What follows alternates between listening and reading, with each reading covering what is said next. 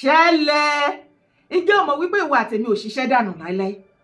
Gbogbo nǹkan tí ìwà àtèmi ò bá fẹ́ gẹ́gẹ́ bí ọmọ Nàìjíríà, a ní oore ọ̀fẹ́ láti pariwo síta pé a ò fẹ́.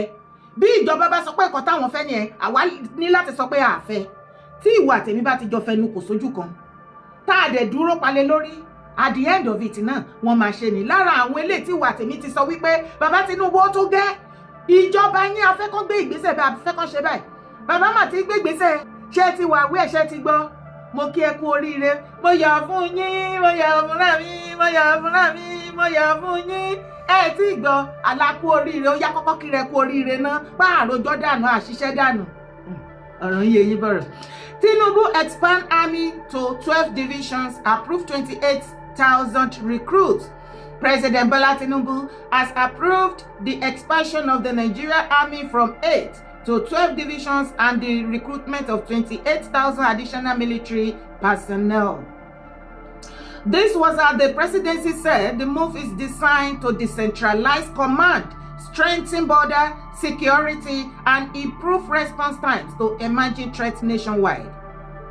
Under the new 12 division structure, Onanuga said the Nigeria army will be deployed as follows. Wá farabalẹ̀ kó gbọ́ bí bàbá Tinubu ìjọba wọn bọ́n ṣe decentralize army gẹ́gẹ́gẹ́gẹ́. Okay. 1 division headquarters in Kaduna, covering Kaduna, Kano, Katsina, and Jigawa State. 2 division headquarters in Ibadan, covering Oyo, Orisun, Ekiti, and Ondo State. 3 divisions headquarters in Jos, covering Plateau, Bauchi, and Gombe State. 5 division headquarters in Makurdi, covering Benue, Nasarawa, and Kogi State, and 6 divisions headquarters in Port Harcourt, covering Rivers, Akwa Ibom, and Cross River State. Títí ilẹ̀ Yorùbá ti Southwest ó máa wà ní Ìbàdàn, á cover Ọ̀yọ́, Ọ̀ṣun, Èkìtì, and Oǹdó. Tí ìwà àtèmi ò bá pariwo ká máa sọ pé bàbá nǹkan ta fẹ́ lélẹ̀, ṣé ẹ ṣì rántí ìgbà tí àmú ẹ̀dí àyẹn wá wípé bàbá Tinubu ẹ ṣe jẹ́ ká ṣe bẹ́ẹ̀, tẹ́ bá ní ká ṣe báyìí, ẹ rí pé àwọn èèyàn wa a máa bọ́ síta, àwọn agan fẹ́ join army. Ṣùgbọ́n tẹ́ bá ní pé kó kó àwọn èèyàn wa lọ láti south lọ sí north, kò ṣẹlẹ̀ mọ́, ẹ decentralize gbogbo kìíní. Bàbá mà ti gbọ́ jọ ṣé bàbá ń wo fídíò wa ni, mo ní ìbéèrè ní o. Ṣé ẹ ti gbàgbé ní kò pẹ́? Mo yọ̀ fún yín, mo yọ̀ fúnra mi, mo yọ̀ fúnra mi, mo yọ̀ fún yín. Inú mi dùn nígbà tí mo rí kinní yẹn, àtàná ló yẹ kí n ti gbé wá. Ọwọ́ dì ní, ẹ má bínú. Àtàná ni inú mi kàn dùn ní, ó kàn dùn ní, ó kàn dùn ní. A kú oríire, tẹ̀lé mi wá wo fídíò. Èmi ò fọwọ́ sí pé kárí bandit tó pè bọ́ lọ́wọ́ káwá pa àfẹ́ mu láàyè o. Tàbá fọwọ́ ara, a bá fi wọ́n sowọ́pọ̀. Ètò ìjínigbé tí wọ́n jí wa gbé yẹn, ó máa dópin pátápátá. Torí pé àwọn tí ń ṣajínigbé yẹn, àwọn bandit yẹn, kì í ṣe pé wọ́n dé àwọn ọmọ ìlú kan náà fún wọn lọ́wọ́. Àwọn ọ̀gá náà ń bá wọn ṣiṣẹ́ pọ̀. Tí wọ́n fi ń sọ̀ sí pẹ̀lú sẹ́yìn. Àwa fúnra wa la máa fi mú kúlẹ̀ láàrin ara wa. A mójútó ra wa fúnra wa. A yẹra wa wò. God bless my brother. Bí a bá yẹra wa wò, ta dúró tira wa, ọkàn àwọn bàbá wa balẹ̀. Ìgbà tí àwọn bàbá wa náà wà nípò tí àwa wà yìí, kò bàjẹ́ lórí wọn báyìí. Àwọn ọ̀dọ́ kan yẹn ká jẹ́ kó bàjẹ́ lórí wa. Bẹ́ẹ̀ ká ṣe bẹ́ẹ̀. Báyìí ká fọ àwọn bàbá yìí lọ́kàn balẹ̀ ni. Àwọn àǹdà wọn náà mú. Gbogbo bandits wọnú ìlú yẹn, a lè kó ní wọn fúnra wa. Àwọn bandits yẹn ò fi sìgìdì rárá. Mo fi ọlọ́tọ̀ lẹ̀ mi búra. Wọ́n ní kúrò. Tábàjọ fọ́ sọ́wọ́pọ̀, tábàwọnú gbọ́tù wọn ò ní dúró wà kó kọ́lọ̀ búra. Ẹ sáré ìlú wọn fúnra wa tí bandits ò ní dúró rárá. Ok, bóyá ẹnu là ń jà ní, bóyá ló là ń pa yìí. Ok, mo ti dé Kwara nísìnyí.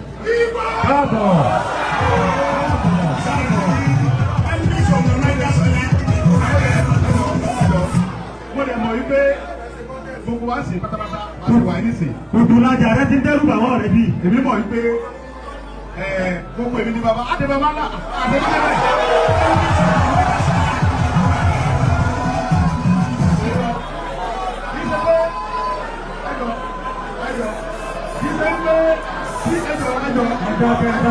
ẹ bá balẹ̀ ẹ dàpọ̀ ọmọ ìyá pariwo tí àwọn wá sí Kwara State tí àwọn adé baba ńlá ọlọ́run bẹ́ẹ̀ lè bínú.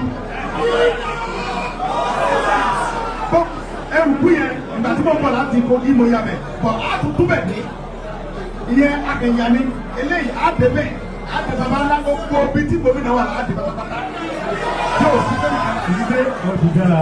sá adékìtì àwọ̀ bẹ̀ torí pé ilẹ̀ baba wa níbẹ̀ ẹnìkan kò sì lè dẹ́rù bà wá bẹ̀ torí pé ìlú baba wa ní àdẹ̀fẹ́nusẹ́ bẹ́ẹ̀ bá ní àfẹnusẹ́ ni tábà ti ń bọ̀ fún ògbólé wa. ẹjọ́ àwọn tí wọ́n ń bẹ nugbó àwọn bàbá wa ní kí ní kẹ́ ń bẹ nugbó wọ́n ló dún ọ̀hún mọ́. àti ẹ̀sìn kankan nugbó òsì kankan nugbó ìbẹ̀rù ọlọ́run ba òun ní bẹ nugbó yẹn. ṣùgbọ́n àwọn tó ń bẹ nugbó tó ń dẹ́rù bàbá yẹn àwọn ò ní bẹ̀rù ọlọ́run ba lọ́kàn òun ló ṣe ń ṣe bẹ́ẹ̀ ìbẹ̀rù ọlọ́run ba tó ti wà lọ́kàn tiwa yẹn àti wá jẹ́ kí wọ́n mọ fi kó aláyàjẹ́ but now àwa náà ṣe tán láti sọ fọlọ́n pé wọ́lọ́n gbogbo àwọn ọ̀tá wa tó wá ń pa àwọn bàbá wa tó ń jí wọn pé tó ń ṣe yàmà àmà pẹ̀lú wọn ọlọ́ba àdókù wọn bọ́lẹ̀ ọlọ́wọ́ wa ní sọ̀kalẹ̀ wá dókù wọn bọ́lẹ̀ àwa fúnra ara wa ní kẹ́kẹ́ kájọ fọwọ́sowọ́pọ̀ ká fi àwọn bàbá yìí lọ́kẹ́ balẹ̀ o gbogbo wọn tí ọwọ́ rẹ̀ ọ̀bá mọ́ lórí ìrìn àjò bandits ní Kwara State bóyá kọ́ mọ́ sá lọ sí Kogi o torí pé ẹnikẹ́ni tí a bá trace tí a bá gba owó ẹ̀ níbi ètò bandit nípínlẹ̀ Kwara ní gbogbo gómìnà bíbá yìí á bandit wọn náà ní o.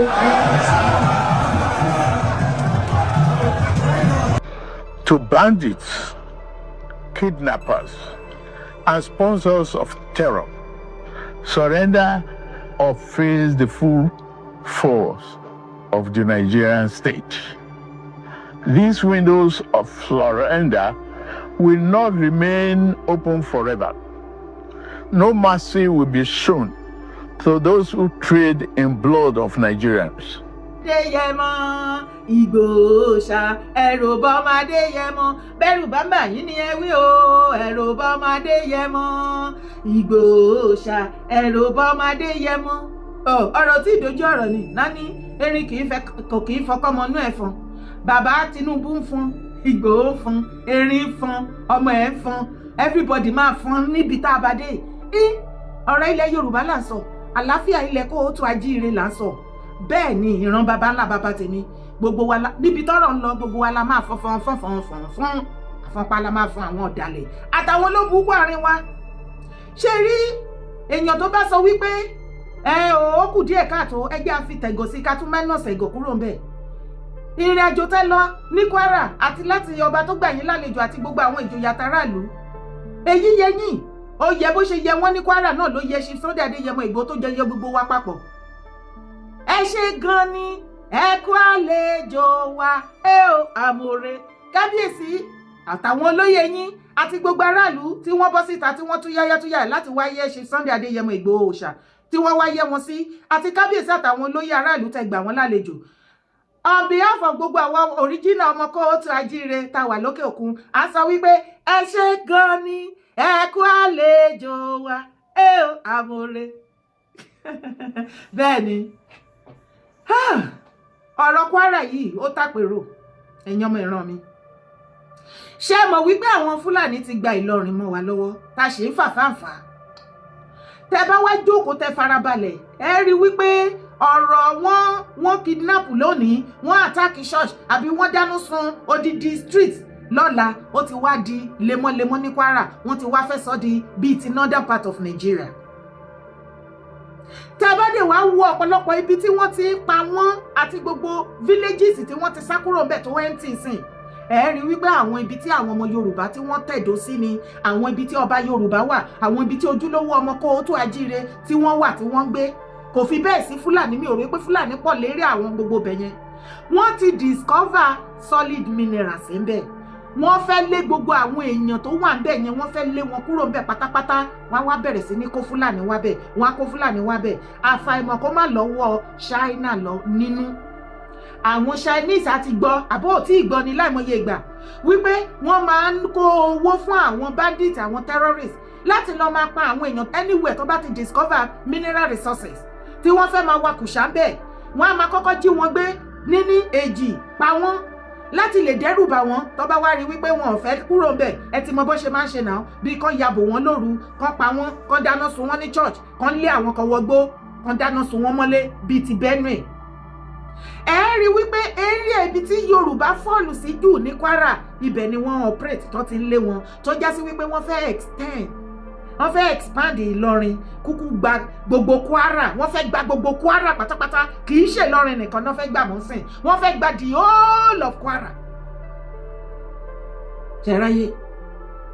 ṣẹ̀ráyé ṣáwọn ọmọ Yorùbá ṣáà rí wípé gbogbo ibi tí wọ́n ti ń pa àwọn èèyàn gbogbo villages tó ti wà empty ní Kwara Yorùbá ló dominate ibẹ̀ àwọn Yorùbá ló pọ̀ jù ńbẹ̀ kì í ṣe Fúlàní kì í ṣe àwọn nọ́dẹ́nà àwọn ọmọ Yorùbá ọba Yorùbá ṣe bẹ́ẹ̀ rí nǹkan tí wọ́n fi ojú àwọn ọba Yorùbá tí wọ́n fojú wọn rí ní Kwara ńbẹ̀ nítorí wípé ọba tó bá ti jẹ́ ti Yorùbá tí ò bá ti gbà láti forí sí abẹ́ Emir Ìlọrin wọ́n á fìtìná tí ayé ẹ̀ àṣẹ wọn ò ní jẹ́ kó múlẹ̀ gbogbo nǹkan tó yẹ kó jẹ́ ẹ̀tọ́ títẹ̀ wọ́n á fi dùn at the end of it wọ́n á marginalize ẹ̀ gbogbo nǹkan tó bá ṣẹlẹ̀ nípa ìlú pátápátá tó yẹ kó láṣẹ lórí àbí kó mọ̀ nípa ẹ̀ wọn ò ní jẹ́ kó wà onímọ̀ kankan ní orí ilẹ̀ bàbá wa.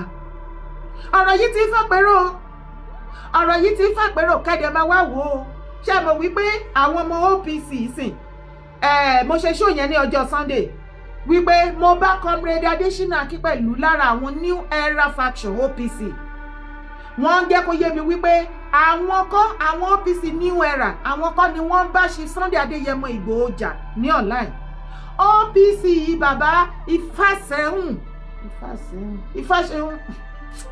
ẹ ti mọ̀ fashion tiwọn náà wọ́n ní kì í ṣe OPC tọ̀dọ̀ tiwọn náà dá wàhálà lẹ̀ lọ́nláìn wọ́n ní ká máa là wípé ní OPC tá a bá rí lọ́nláìn tó ń constitute nuisance wípé OPC Gani ni kò tún sí ẹni ọ̀dà OPC mọ́ ṣẹwárí ẹ̀yin èèyàn mi ẹ̀yin brothers mi tẹ̀ǹtẹ̀lé ṣe Sunday Adéyẹmọ Ìgbòho ẹ̀yin ni mo tún fẹ́ bá sọ̀rọ̀ díẹ̀ o.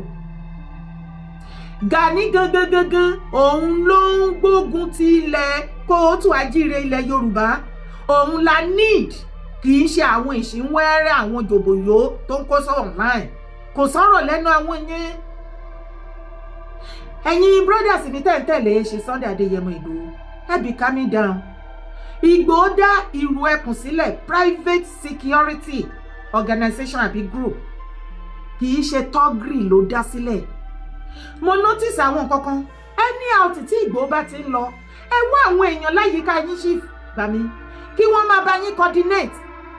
Ìgbòho ṣe NURTW chairman ní ayé ìgbà MC Olúọmọ tó jẹ́ Lagos State NURTW òun ní gbogbo rọ̀tìrọ̀tì ìdẹ̀tí àná àfẹ̀dọ̀ lórí ọ̀rọ̀ èrò ìjà ni tó kọ́ àwọn ọmọ Yorùwúdù sí inú ìjọba ẹ̀ gbogbo ẹ̀ ń lọ gbóngbóná lálálá ojoojúmọ́ wàhálà ìdààmú ariwo gèè mo mọye fídíò tí mo ṣe táwọn pè mí pé kí n jọ kí bá wọn pariwo síta kọ́ má tó para wọn.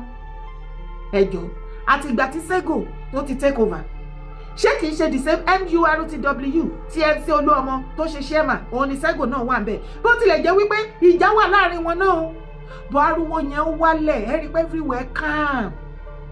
ẹ̀yin tẹ̀ǹtẹ̀lé ṣe Sunday Adéyẹmọ Ìgbòho ẹ wà ẹ kì í ṣe tọ́ọ̀gì náà ẹ̀ ń ṣọmọ union àwọn ọmọ union àwọn tọ́ọ̀gì gan wọ́n ti ń calm down wọ́n ti ń apply sense wọ́n ti ń behave normally kí ló dé tẹ wá sọ̀rọ̀ yín di current talk. Ìgbòho mú microphone dání ó wà ní palace ó ń address àwọn kábíyèsí àti àwọn àgbààgbà tó wà bẹ́ẹ̀ ẹ jẹ́ kó rọ́rọ̀ sọ. bí ọ̀rọ̀ ṣe ń ká wọn lára láti sọ ọ̀rọ̀ láti ṣe àlàyé ìdí tí wọ́n ṣe wá ẹ jẹ́ kó rọ́rọ̀ sọ. bóyá sọ̀rọ̀ yẹn lẹ́kọ́ sí wọn lẹ́nu Ìgbòho òòṣà ṣé fẹ́ máa fi ṣe competition wípé lóògùn ọ̀fẹ́ o náà ẹ nídìí gbogbo yẹn ẹ kò fẹ́ sọ di nuisance ni tẹ́ ẹ bá continue láti máa ṣe kínní ẹ má jẹ́ kí gọ́ọ̀mẹ̀ntì kẹ̀yìn sí ìrù ẹkùn fún Ìgbòho. ṣé Sunday Adéyẹmọ bá mi mo tún yìí tún sọ ẹ máa bá mi bá àwọn bọ́ìsì tó ń tẹ̀lé yín sọ̀rọ̀ ẹ jẹ́ kí wọ́n mọ̀ pé kì í ṣe tug private security yín ẹ jẹ́ kí gbogbo àwọn tó wà meaningful kan bá yín dá sí sáà bí wọ́n ṣe nínú Yorùbá nation lélẹ́yìí tó máa pariwo Ìgbòho iṣẹ́ ń tẹ̀síwájú Ìgbòho kọ́ ló ní Yorùbá nation. Gbogbo àwọn àgbààgbà àtọ̀pọ̀lọpọ̀ tó yẹ kó bá wa dá sí wọ́n sá sẹ́yìn wọ́n nítorí pé gbogbo wa pariwo Ìgbòho ló ní ìlú ẹkùn ṣó yẹ kẹsọ́ di rádaràdà mọ́ lọ́wọ́. Àwọn ọmọ union tó máa ń ṣe ọ̀rá ìsà tó máa ń ṣe oríṣiríṣi Lagos State wọ́n kó wọn ní ibo ní Ọ̀ṣun State nsìn àwọn NURT tó wà bẹ́ẹ̀ bàbá ìmọ̀lẹ̀ sọ pé for now àwọn gbẹ́sẹ̀ lé kò gbúdọ̀ sí nǹkan tó jọ bẹ́ẹ̀. Ẹjọ́ ṣé ẹ̀yin tẹ́lẹ̀ fẹ́ dáàbò bo aráàlú bẹ́ẹ̀ ṣe ń ṣe káàkiri tẹ̀lé Ìgbòho ṣé ẹ máa jẹ́ káwọn èèyàn kan rí yín kó fojú dáadáa wò yín ṣá. Wọ́n máa wò wípé constitute nuisance ni. Wọ́n sọ wípé nítorí pé tí bàbá Ìgbòho ti súnmọ́ President Bola Ahmed Tinubu, bàbá Ìgbòho ẹ bá mi wọ́n àwọn bọ́ìsì yín kó máa kó tó dìgbà tí wọ́n á bẹ̀rẹ̀ sí ní pé bàbá Tinubu lórí ọ̀rọ̀ yín táàdì wípé bí yàkẹ́ tó máa bínú. Bàbá èmi ò fẹ́ ìṣubú yín ni o, fún ẹni tó bá lọ́ọ̀ fún yín I understand ọ̀rọ̀ tí mò ń sọ. Ìgbà tẹ́ ẹ wá sọ́dọ̀ mi ní about 2 weeks ago pẹ̀lú dúdú ìkan lára àwọn bọ́ìsì yín èmi àti yín sọ̀rọ̀ dáadáa. Kò síbi tẹ́ ti sọ fún mi wípé tọ́ọ̀gì òun ní ọ̀rọ̀ ìlú ẹkùn àbí anything bí everything ṣe máa wà okay tó máa wà successful tó máa wà meaningful òun ní nǹkan tá a jọ ń sọ. Ìyẹn náà ni mo dẹ̀ fẹ́ kẹ́ mú lò bá mi. Ẹ ṣé gan ni Ọlọ́run àtúbọ̀ máa kún yín lọ́wọ́ bẹ́ẹ̀ ṣe ní ìfẹ́ ìran Yorùbá Ọlọ́run á nífẹ̀ẹ́ yín jù bẹ́ẹ̀ lọ. God bless you bàbá Ìgbòho. Ibẹ̀ ni kọ́kọ́ là ń lọ ṣe ti gbọ́ àṣírí tó tú Sultan of Sokoto ṣe meeting. Sultan of Sokoto ṣe meeting pẹ̀lú àwọn ìmáàmù ní north. Rẹ́rẹ́rún ẹ̀wá gbọ́rọ̀. Northern Nigeria remains forever under the leadership of the Sokoto Caliphate and emirs, traditional rulers and regions and religious leaders in Nigeria lost their vibes to challenging the caliphate capability. We decide who rule Nigeria and be military leaders. No one from Nigeria dares to challenge our supremacy since the creation of Nigeria by European colonial masters. But guess what? The eastern region moved out, and this is why the north is like this. Nigerian government under the Fulani British alliance has successfully claimed victory over years without these crews from eastern region elected into power as governors and appointed ministers. Known it, shame on them. Our resource is for us, while their resource is for everyone on earth willing to support us. British colonial government is helping us to remain strong and relevant. Fulani is stronger with a resource control power of humiliation and enjoy with the puppets. Yorubas and few loyal northern tribes. Yorubas politicians in Nigeria remain instrumental allies in agreement to betray other tribes in southern region in reward for political seats. This is what we do. As we grow strategically, one day we will invade every region in Nigeria and complete the aim to establish Fulani Empire. Ilorin is under our control. Soon Ile-Ife, Lagos will join. We will work on that while the eastern region successfully divide into two, southeast and south-south. Christians in eastern region will be oppressed on our battle. Through tactic, hunger, corruption, trials among them will clear the way for us. Our achievements are penetrating the region by laying pipelines and coastal roads. We are building to move our crude oil to west and north before we launch heavy final invasion at the eastern region. Since link roads are constructed and open rounds the eastern region, Biafra will be forgotten. Without ship or navy power, they would be surrounded by land.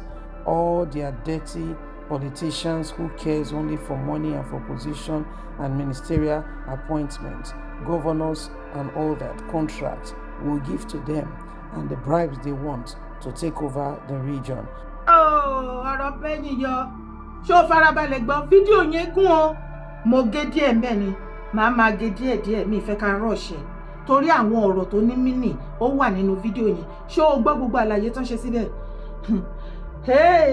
Fúlàní caliphate wọ́n fẹ́ take over gbogbo Nàìjíríà so that Sultan á lè jẹ́ prime minister every other ethnic àwa wà lọ́ndà Fúlàní Ògúndé wọ́n ní Nigeria government is under Fúlàní British tó jẹ́ sí wípé àti Britiko àti Fúlàní wọ́n jọ hàn àwa elder ethnic tó kù ní Nàìjíríà wọ́n hàn wá léèmọ̀ nítorí àwọn ti ní access sí solid minerals in Nàìjíríà through the Fulanis wọn ò wá lè caution Britiko ò lè caution Fúlàní nígbà tí wọ́n ti gbé political power lé wọn lọ́wọ́